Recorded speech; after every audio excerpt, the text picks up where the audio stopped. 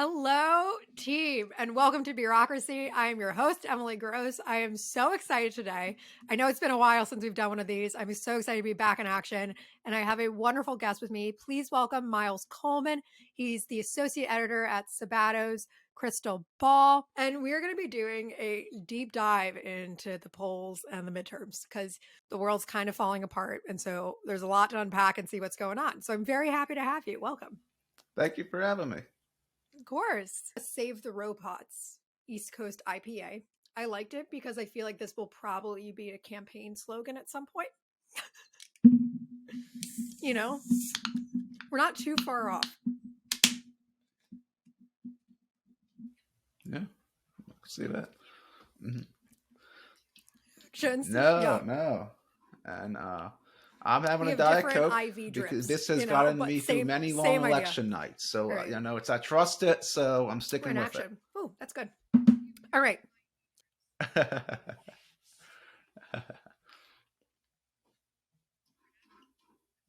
right. So why don't you tell us a little bit about what you do and then why we should trust you? Okay. All right.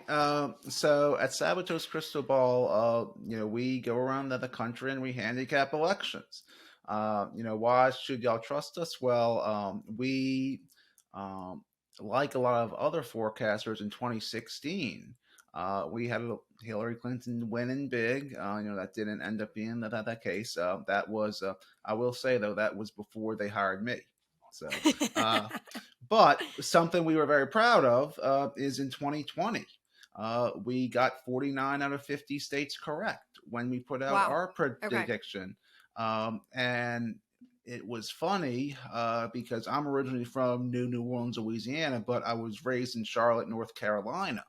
My parents still live there, but all my extended family is still in New Orleans. So usually for Christmas, we do, we all fly down to New Orleans, but with COVID, we wanted to have a little smaller. So the only state we got wrong in 2020 was North Carolina. Funny. And so I just drove down to Charlotte to have Christmas with my parents. And I'm like, my joke that year was, oh, wonderful. I get to spend Christmas in the one state I got wrong.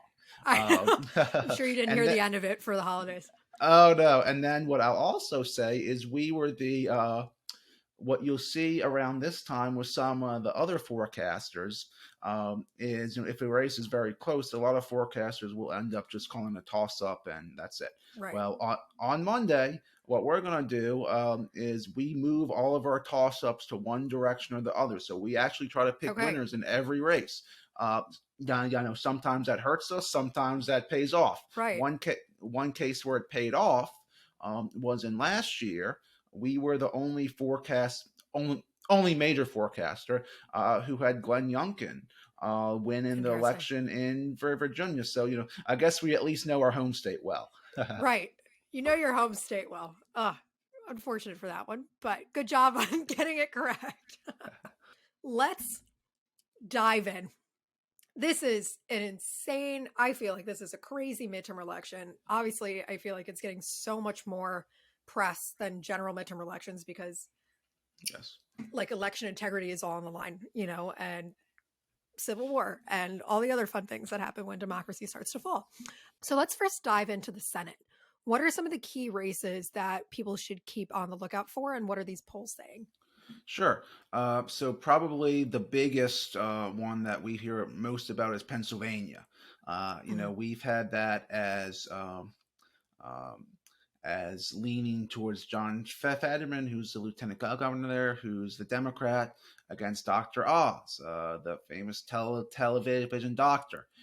This is a race that the Republicans, Oz is probably, one of the themes of this year is Republicans have gone with some riskier candidates in a lot of these races.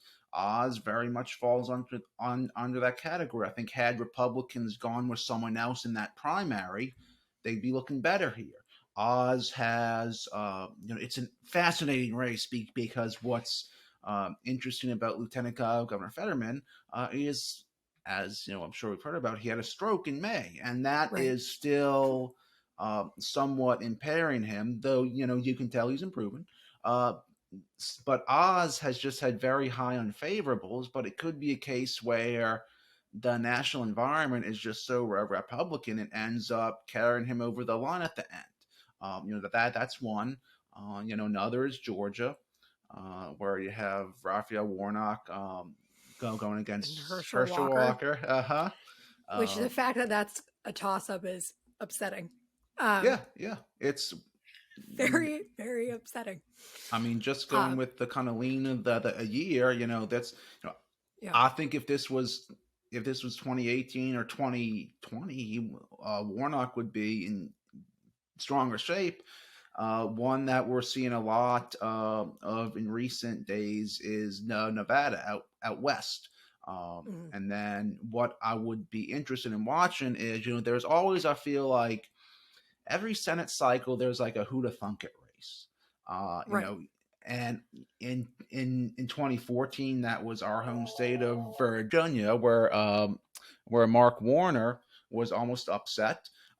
In 2020, it was Maine, with Senator Susan Collins holding on. This Yeah. year it's going to Just be clinging on. interesting. Yeah, yeah. So we'll be watching out for that race. Interesting. And then there's also New Hampshire, right?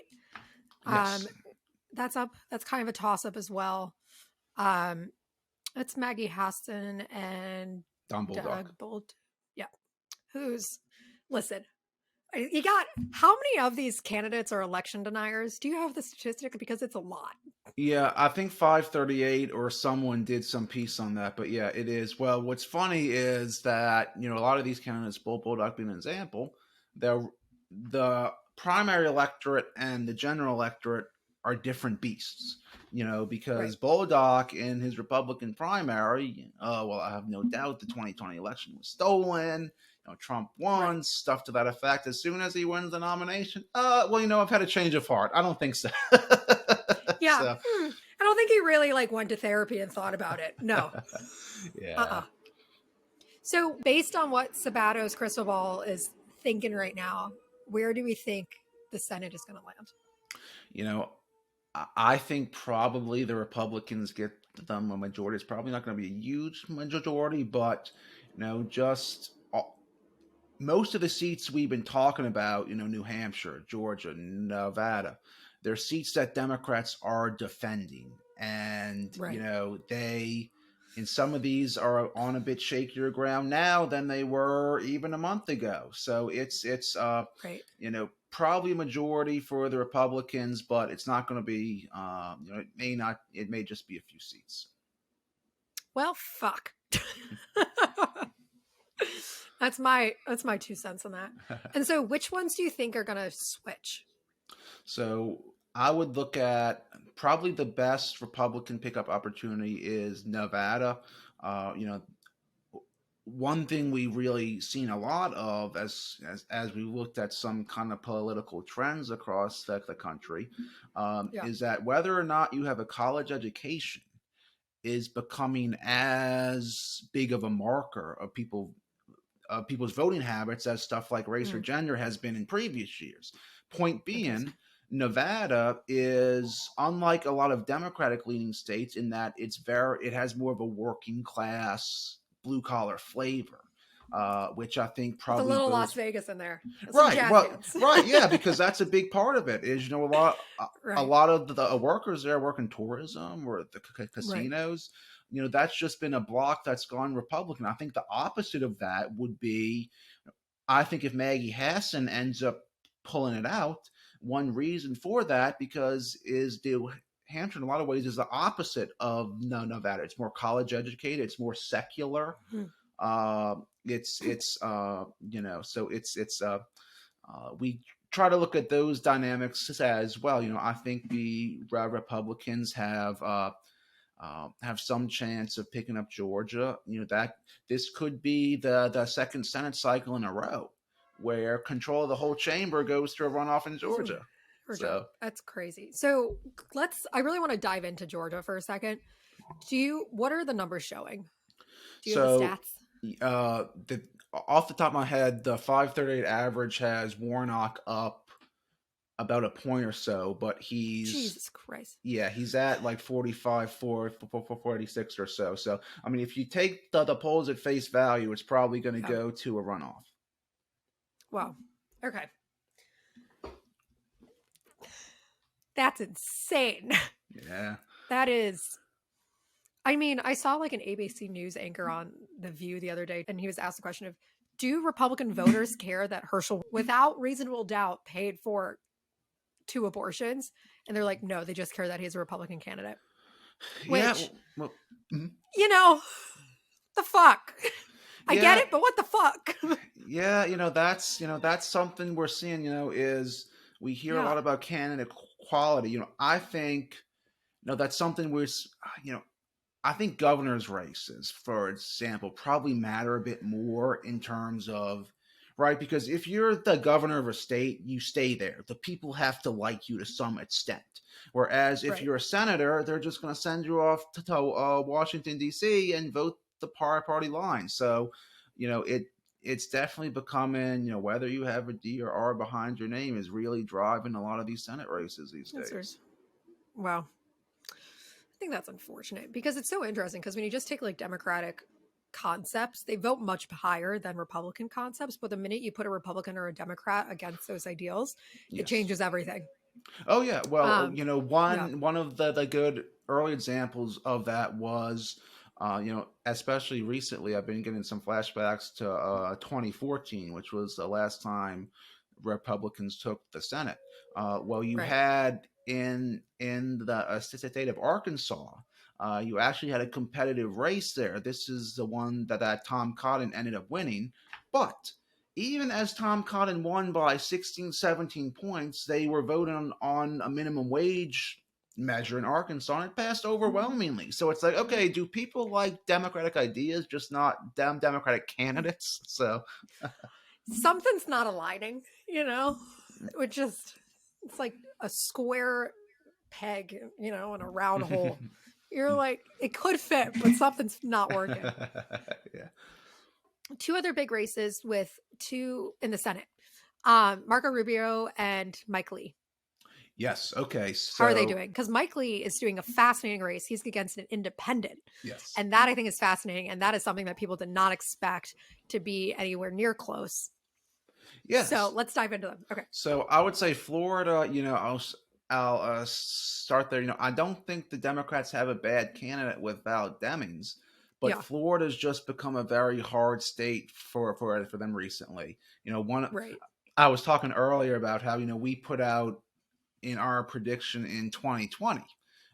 We got Florida right. Most of the polls had it pointing to Democrats, but interesting. We've been watching Florida this whole last decade, and except for like when Obama was on the ticket in 2012, just the Democrats have been up there, but they've gotten burned on election day, and we're just like, well, you know what? Even though polls have bought up 5 points in Florida, we don't trust it. So we had to go Trump, and that's what happened. Yeah. Rubio is probably going to be okay. Utah, I think, is an interesting race because you have Mike Lee, who's running against Evan McMullin. And I think McMullin is probably, he may not win, but he may at least keep it close. I think he has a few things working in his favor. First of all, it's interesting because Mike Lee actually voted for McMullin in the 2016 election over Donald Trump. Interesting. We're talking about like how Abrams wants to be president, or like that's the perception. There's a little bit of that dynamic with Mike Lee. It's sort of an open secret that he wants to be on the Supreme Court at some point. Mike Lee does? Yes. Ew, Because no. Yeah, well, that's what I hear. But I think it's maybe rubbed a lot of people the wrong way. Where in 2016, Lee was very anti-Trump, but as soon as Trump got into office, he started being more pro-Trump. And then Utah, you have a lot of Mitt Romney type of Republicans there. I think it's interesting that Romney hasn't endorsed Lee. So and that's been very prominent. Yes. I'd be interested to see like if Romney's non-endorsement ends up being enough of a green light to those type of Republicans. Okay, you don't have to back the Republican. Fascinating. Oh, okay. I love all this stuff. It's like there's so many intricacies. Oh yeah. Anyone who says otherwise, politics is basically just like dealing with mean girls in like the third grade. It's like it's the same dynamics, guys. Absolute same I think there's dynamics. something to that. Yeah. You know? Oh my God. Okay. And so then what is Pennsylvania saying? Because ever since John Fetterman came out, so we all knew he had a stroke in May, but what recently came out is the fact that he does need help with auditory processing. And that's been a huge part of the campaign now. Do you know how his favorability changed since that came out? So I would say backing up a little bit. Yeah. What what was he was up fairly comfortably in the summer. There were some Hmm. polls where he was up 12, 15 points over Oz. Right. And we never really bought those polls, just because Pennsylvania is always such a close state. Right. But what really in the last month or so, the Republicans have really been hitting him on crime. And the Hmm. effect of that was going into that debate. It was last week, but it seems like it was weeks ago at this point, right? Uh, Right. so Fetterman's favorables are roughly 50-50, whereas Oz is, if one reason Fetterman ends up pulling this off, Oz's unfavorables have always been 50% or more. So Interesting. we've had some polling that's come out since the debate. I think there were a few pollsters. Um, I don't know which ones off the top of my head, but maybe a little movement in Oz's favor, but not too much. Okay. I think that's one of the sort of broader discussions we've had this year is debates have just been on their way out. It seems like if we in a race like Pennsylvania, we were lucky to just get one debate in. I don't Right. think they've had any in a state like Nevada. So and I think part of that is candidates, as we maybe saw with John Fetterman, is they just don't see much upside to going out there and talking to their opponent. Right. I mean, and on that, and we're gonna based on this conversation flow, we're gonna do Senate, governor, and then House, because talking about candidates not wanting to talk, let's talk about Arizona with Katie Hobbs and Carrie Lake, because that has been what I feel has been backfiring against Katie Hobbs tremendously. And Katie Hobbs is the Democratic candidate, right? And she said she doesn't want to debate Carrie Lake because she doesn't want to give her another more of a platform to spew bullshit, right? So, what are your thoughts on that? And is not debating bad? Is debating bad? But then also there's so many studies that show like debates don't actually really change the minds of voters.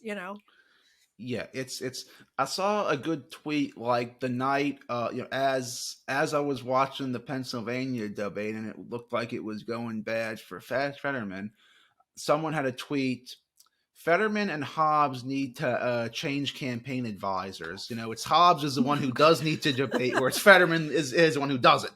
Yeah. So yeah, I think that's really backfired, especially against someone like Lake. I mean, who? Okay, well, if her ideas are so crazy, go out and and show us why they're crazy. So but I do think there is something to that. It's just so much of the vote now is baked in, right? Right.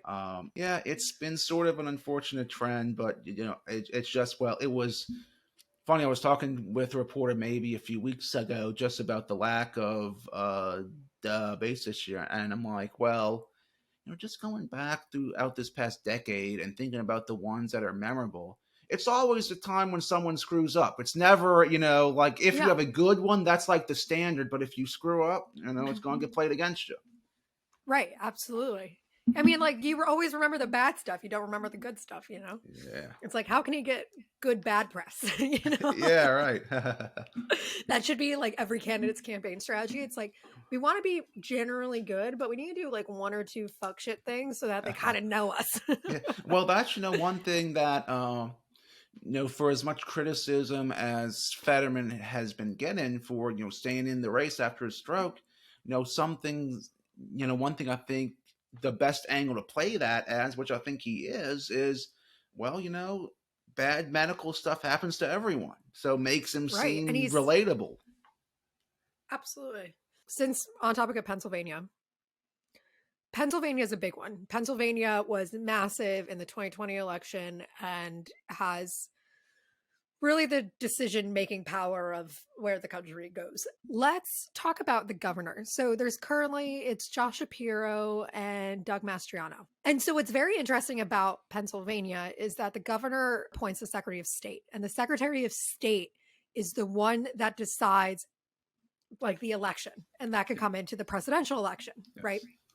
Yes. And Doug Mastriano has said a lot of things and has done a lot of things that make him not great. And that I'm being nice by saying, he's transphobic, homophobic, anti the 2020 election, like bada bing, bada boom, right? What is the governor race looking like? So, that unlike the Senate race, I don't think the governor's race is going to be that much of a contest. Okay. I think Josh Shapiro, in fact, there was a poll out this morning, I think it was from Emerson University.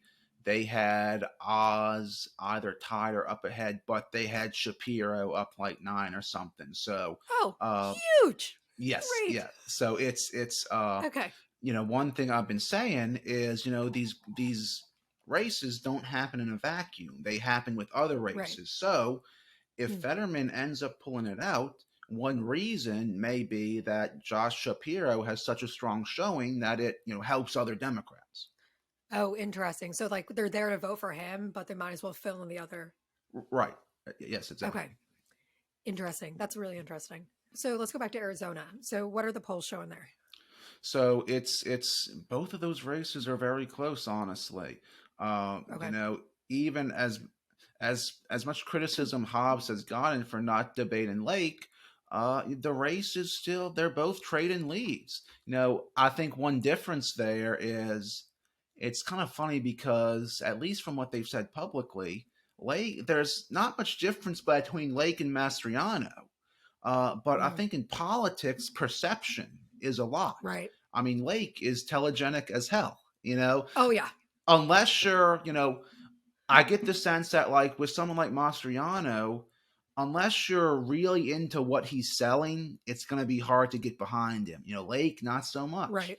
But Arizona, we have, other than the governor's race, we have Senator Mark Kelly, who's up for re-election. He looks like a little bit of a favorite this time. I think honestly his biography as an astronaut, that kind of helps him. His That's wife cool. being Everyone wanted to be an astronaut growing up. How could you not like an astronaut? Right. Well, it's funny because in his 2020 race, when he beat Martha McSally, she was she had a pretty badass job too as a fighter pilot. So it's like, that's not a bad choice to have a fighter pilot and an astronaut. It's cool. It's funny that the astronaut. yeah, like I guess the astronaut was a little cooler. Okay. Now let's transition to Georgia. Georgia and Texas, I think they're the other two big governor races that are going on that are getting a lot of national press. And if you have another one that you can think of that's also very important going on, please list it. I mean, there's Wisconsin and Michigan. Those are big too. But Stacey Abrams and Kemp, what are the polls saying? So unlike the Senate race, which may go to a runoff, Governor Kemp is in a pretty strong position to win outright. Abrams, I think it probably hurts her that she's become such a national figure. It's like, okay, well, this is something that the Kemp people have said is, okay, well, is she more interested in being governor or just using this as a stepping stone to be president? Interesting. And I think what's, say, a difference between Governor Kemp and Herschel Walker, Kemp is very much free of his association with Donald Trump because Kemp has gone against Trump when it came to the election count or the senators he appointed. So I think Kemp, rightfully or wrongfully, he's seen as more moderate or more, in these states like Georgia, you have a lot of voters in wealthier suburban areas who used to be Republican, vote Democratic now, but are still open to a Republican who's, not a Trump. And I think Interesting. Kemp sort of fits that bill. He's like slid in there, Yes, Interesting. exactly. And basically same story with Texas, although Abbott I think is perceived to be a little more conservative than Brian Kemp. Yeah. I think Abrams and O'Rourke, it's just they're really struggling to capture some of the magic they had in 2018. Yeah. Well, it's so interesting you said about Kemp asking, like, posing the question of, like, do you want this to actually be the governor or do you want to, like, move on to president? And I know that's the same issue with Beto O'Rourke, is that he's ran so many times and has unfortunately lost so many times. And people are like, give up and do something else. And they're like, why do you want to be in the national spotlight so much? Which I think is a very fair point. And it's so interesting to know that, like, people in like a home state don't actually love the candidate as much as like the national work like environment does. Yeah, definitely. It's fascinating. Yeah. So what's the Texas poll saying for governor? Texas, we have it rated as likely Republican. I think off the top of my head, the average is, it's maybe at least within single digits. So, Okay.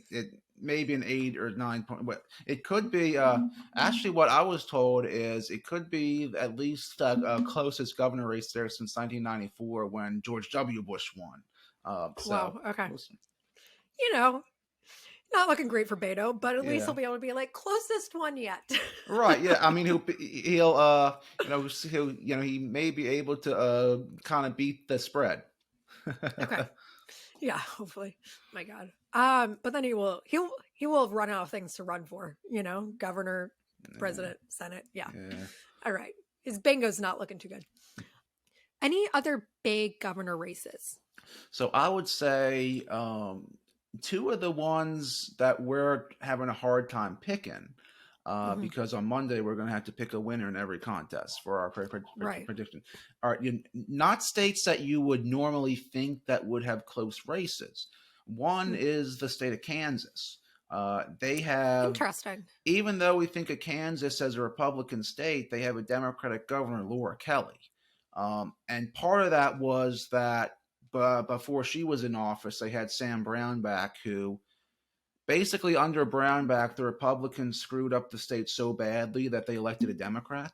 And she's trying to bring up those memories. Okay, well, if you don't re-elect me, this is what we're going to go back to. We have that race as a toss-up. And then sort of the opposite of Kansas is Oregon. That's a state that, normally votes Democratic. Oregon has had, I think, other than Washington State, Oregon has had the longest streak of only electing Democratic governors. The Democrats have won every governor race there since 1986. But one thing I found is all of those trends, all of those streaks end at some point. There's an interesting three-way race there where there's a Democrat, a Republican, and a third party who's an ex-Democrat who may take Democratic votes. And then you have Kate Brown, who's the incumbent Democratic governor there. One thing that affects these governor races sometimes is, how's the incumbent? Kate Brown is one of the most unpopular governors in the country. So why is she so unpopular? I think rightfully or wrongfully, she's seen as sort of a governor from Portland and not from the rest of the state. So there's a bit of that. Mean Oregon is more than Portland? Yeah. And then I think she was sort of Oregon was one of the strictest states, I think, when it came to the lockdown. So I think there's a lot of that's still there. So I find so fascinating the dialogue and how angry people are about lockdowns from COVID. Because that's come up a lot in the governor race in Michigan. Because I watched the debate between Gretchen Whitmer and Tudor Dixon. And I mean, people are still furious by it, which it's mind boggling to me. I'm like, they're like, what, didn't you know? Like, things were different. Like, why does information keep changing? And I was like, because it was a mass pandemic that no one had ever seen before. Yeah. And I was like, they try to shut things down for your safety so you wouldn't die. And they're like, but I wanted to die on my own accord, and it makes no sense to me. Yeah. Well, we have that's my rant. Sorry. Oh well, no, I mean yeah. No, we have Whitmer as a favorite. She's probably going to pull it out next week, but I definitely she was really sort of one of the national faces of the pandemic in the summer of 2020. Big Gretch, right? Right, literally. True. Okay, let's move on to the House now. What are we thinking with the House? So the House is going to go Republican. It's only a question of how much of a majority the Republicans have. Really? Right now the Democrats have, so like a majority is 218. Right. The Republicans, as it is now, are at like 212 or 213. So they only need a very small gain. Right. So I wouldn't be surprised if they end up with 230 or more seats next week. So really? it's that's one thing about the House, because it's because the House is up every 2 years as opposed to the Senate, which is more staggered. The House tends to be the body that's more responsive to waves. Saw a bit of that. The framers intended. 2018. Exactly. So that's just how it is. Right. Even though if the Democrats lose the House this year, they could very much win back in 2 more years. So you're anticipating that it will be a Republican Senate and House? Yes. Okay. Bow, bow, bow. Get your drinks out now, folks. Yeah, it is what it is. All right. So that's a freaking bummer. How many do you think the Senate is going to go Republican by? Like, what do you think the breakdown's going to be? I wouldn't be surprised if the Republicans get 51 or 52 seats. I mean, not a huge majority, but enough. All right. Let me just go stick my head in the oven. All right. So I guess there's nothing else to say besides still go vote. Maybe you can do a little switcheroo, Yeah, I mean it's anything is possible. I mean that's what we that's what we encourage people. That's we're very big on civic education. Go exercise your right to vote.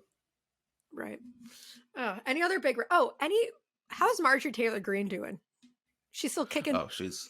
She's going to win a landslide. Oh yeah, that's so upsetting.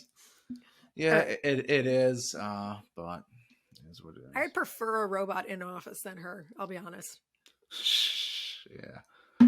I would prefer any type of robot, a dog robot. I think a dog robot could be better at like policy and be a better person. But I think you're right. Anywho, I think you're right.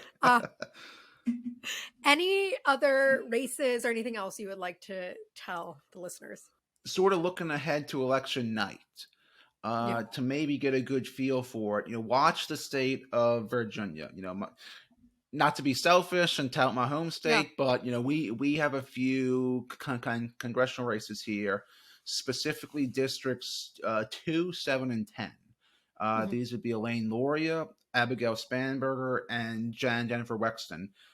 Republicans can beat only Elaine Luria in District 2. That's sort of like the bare minimum type of seat that they would need to get a majority. If they can beat Abigail Spanberger, who is in a bit more of a Democratic leaning district, they're probably going to have a majority of 230 seats or maybe more. If they can beat Jennifer Wexton, who has the most Democratic of those seats, they're going to have probably their biggest majority since World War II. So, just a little bit of historical context. Okay. That's good to know. Thank you. So, Miles, not shooting the messenger. We don't hate you. We just hate the information you're giving us. That's fair.